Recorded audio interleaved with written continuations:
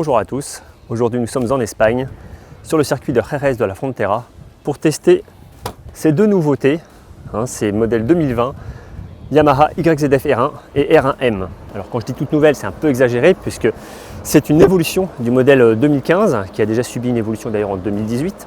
Alors pas beaucoup de changements en fait sur ces deux machines. On va voir tout d'abord en design quelques changements sur la face avant essentiellement, avec plus de protection puisqu'on a un avant un peu plus large, quelques nervures aérodynamiques, des feux un petit peu redessinés et en fait c'est l'essentiel du changement esthétique.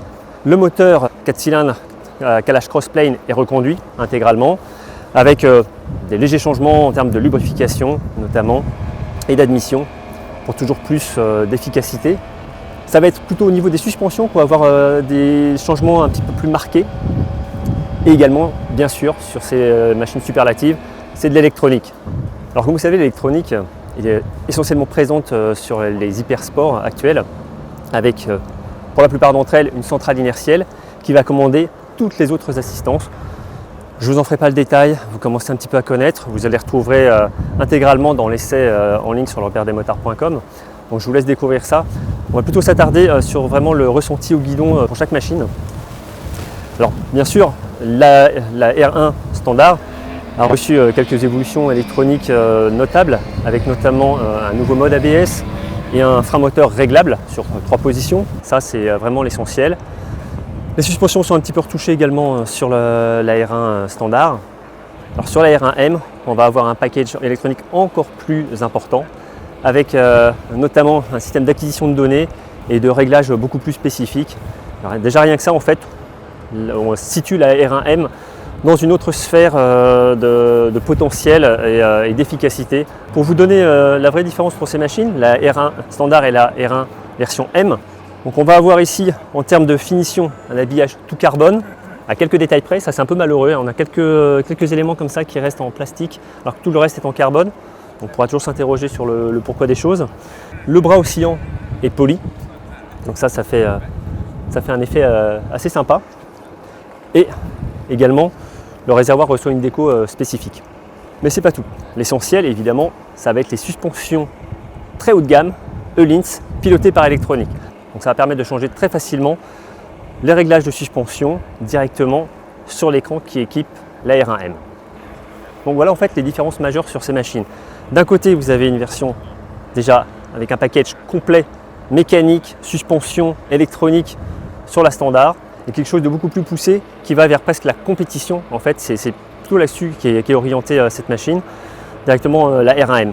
Je vous propose de retrouver tout de suite mes premières impressions au guidon de ces deux machines.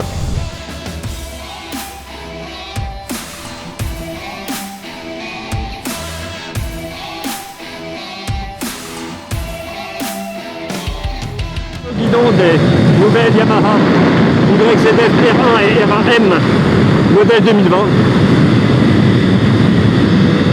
Et le mot qu'on puisse dire, ce sont des motos très efficaces,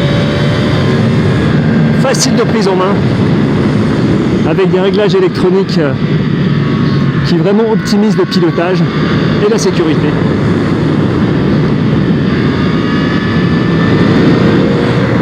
Sur ce circuit qui est assez exigeant, très rapide, avec beaucoup de changements de rythme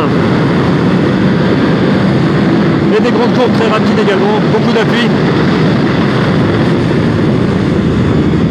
Donc ça permet de tester à la fois l'agilité de la moto, ses capacités d'accélération, et là le moteur, comme vous pouvez le voir dans la ligne droite du stand, il ne manque pas de puissance ni de coupe surtout, les relances sont vraiment très fortes. Ça c'est l'effet crossplane avec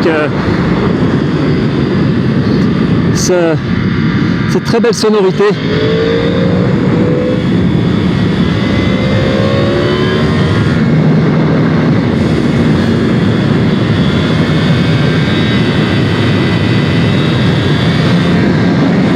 Autre chose que l'on peut dire après ces premières prises en main des deux machines, c'est vraiment ce train avant qui fournit un très très beau ressenti.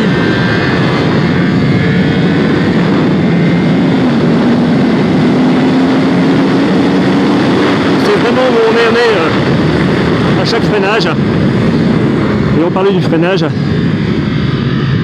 il est aussi excellent. Toujours, tout est sous contrôle de l'électronique évidemment, comme vous le savez. Une grande modularité sur les étriers. Un excellent freinage avec une pression très modulable. On peut vraiment faire varier le mordant des étriers. Vraiment un très grand contrôle à ce niveau. Alors ce qui va différencier en piste la R1 de la R1M, c'est encore une fois ces suspensions électroniques Öhlins très haut de gamme, contrôlées par l'électronique. Ça permet notamment d'affiner très facilement les réglages et également d'avoir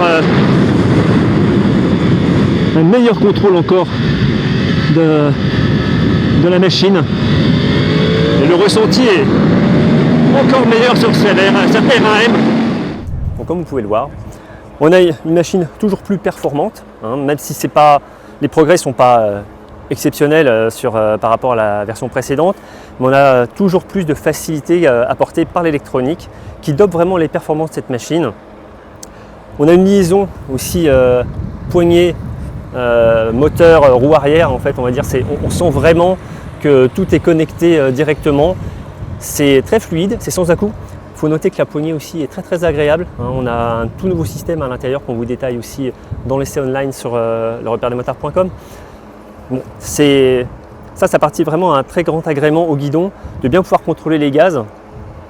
Et puis il y a cette facilité de châssis sur les deux machines évidemment.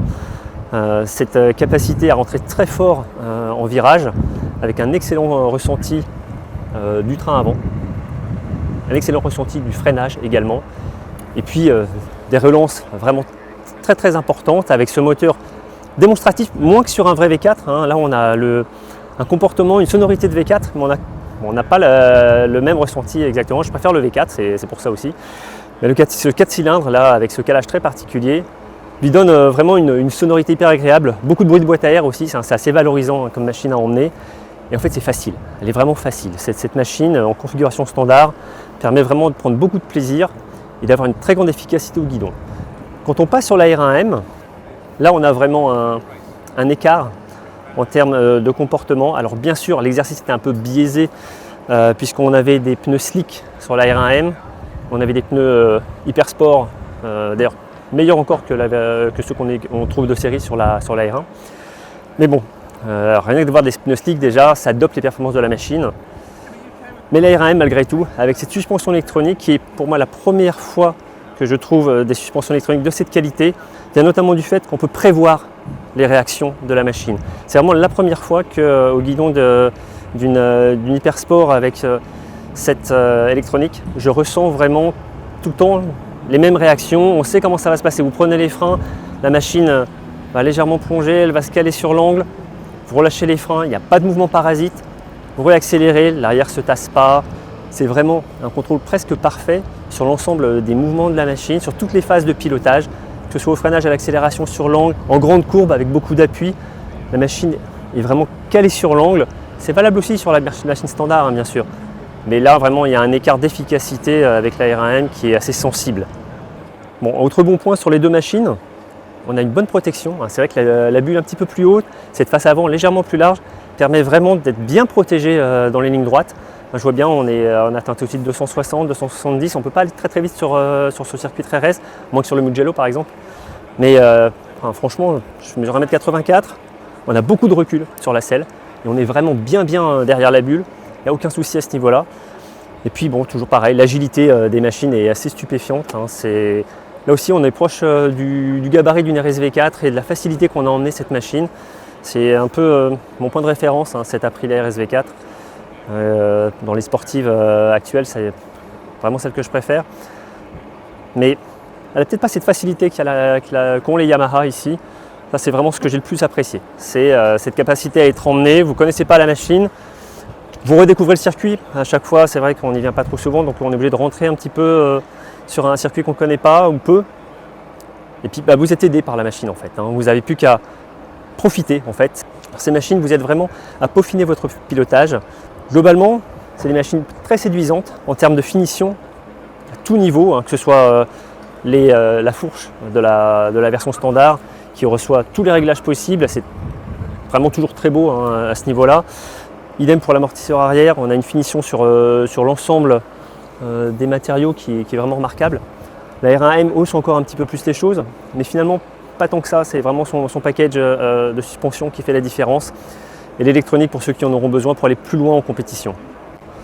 La R1 version standard demande 19 300 €, la version M demande 25 999 €, 26 000 € donc.